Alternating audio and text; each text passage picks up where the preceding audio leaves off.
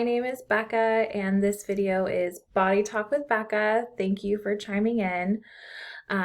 So today I'm going to be talking all about cultivating body compassion and self-compassion during a pandemic.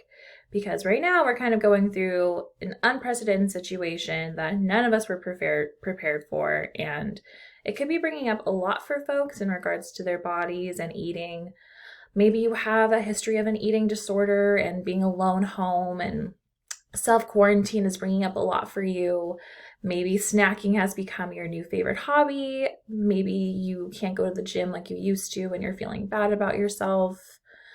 Maybe you don't have the motivation to eat healthy or work out or whatever have you. And, right now there is no right or wrong way to be living, because all we really need to do right now is survive. But I'm hoping this video can kind of give you some tools and skills to make surviving feel easier for you and to kind of stop negative thoughts and negative body talk. And so first, I want to let you know that you're not alone. If you are experiencing some disordered thoughts about your body or potentially eating, we know that during stressful situations when people don't have control over their environment, they exert control over what they have control over, so their bodies. And this could look like overeating or undereating, working out or not working out at all. And it could look like a lot of different things for folks. And hopefully, after this video, you can kind of cultivate that kindness to yourself, especially during this time, because there's no way to be perfect ever. And it's certainly no way to be perfect right now during a pandemic. And so first, I'm going to start with talking a little bit about negative thoughts and negative self-talk. All right, so in working to kind of combat negative thoughts, first we need to be able to recognize negative thoughts. Sometimes our brains just go on autopilot and think whatever they want, and we need to kind of put ourselves in the driver's seat in a sense in order to kind of stop those negative thoughts from happening. And so being mindful of negative thoughts, thinking to yourself, where is this thought coming from? Is this thought coming from reality? Is it coming from negative sense of self-esteem? Am I comparing myself to others? Am I putting in an ideal image that isn't attainable for myself? Also thinking about, who does this thought serve? Does this thought serve my well-being?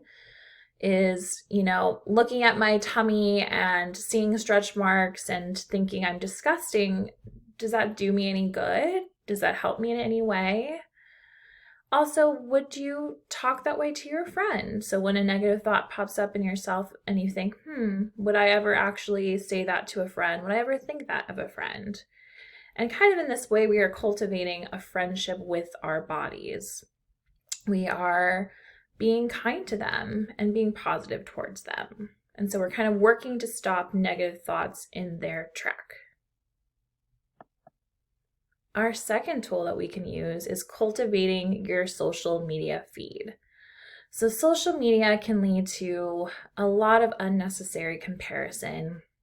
We know that there are celebrities and models kind of just constantly on social media like Instagram and TikTok and all of these things. And we know that oftentimes a lot of these people have personal trainers and they have a Photoshop editing app and all kinds of things that aren't always realistic to the normal human. And so what you can do is you can make sure that your social media represents something positive to you. So if you're scrolling through it and you're feeling bad about yourself, think about what is making you feel bad about yourself. And maybe sometimes that's unfollowing certain accounts that lead you to judge yourself or make those comparisons.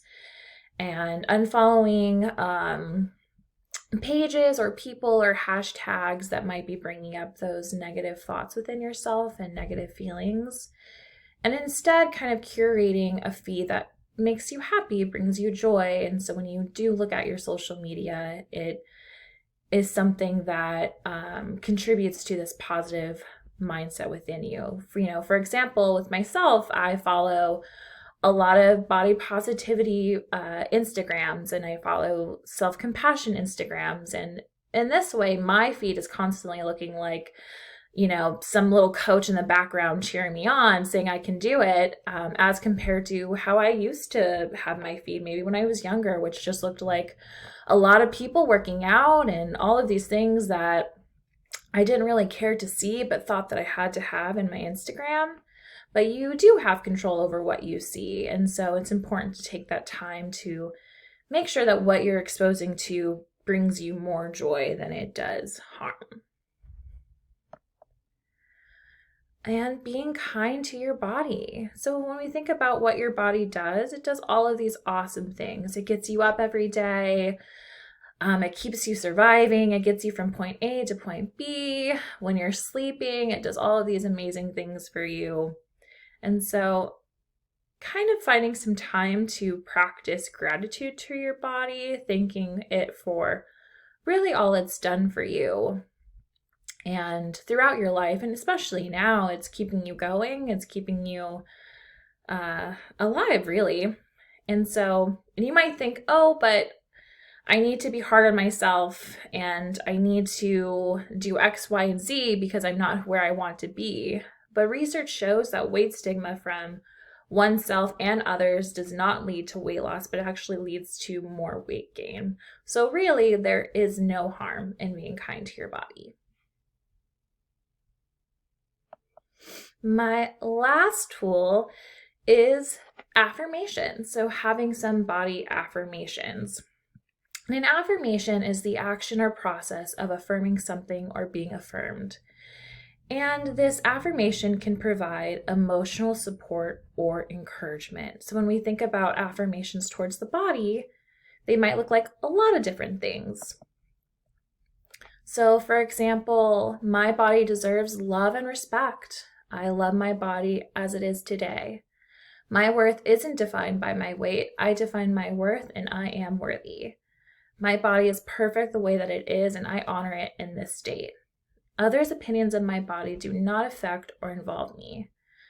Or you can speak directly to your body. For example, body, I promise to love and cherish you always. I am sorry for ever being cruel to you and ask for forgiveness.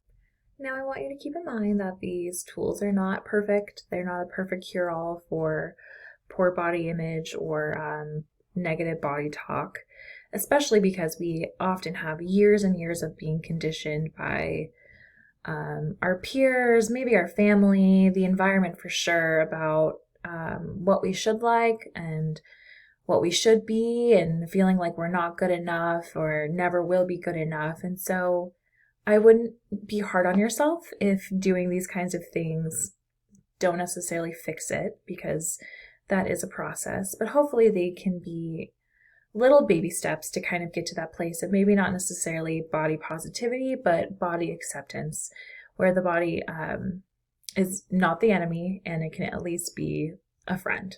And so in these body talk videos, I will, go a little bit more depth into different parts of body image and self-esteem and body positivity and things like that. And so I really do appreciate you taking the time to watch this video. I hope it was helpful, and I will see you in the next one.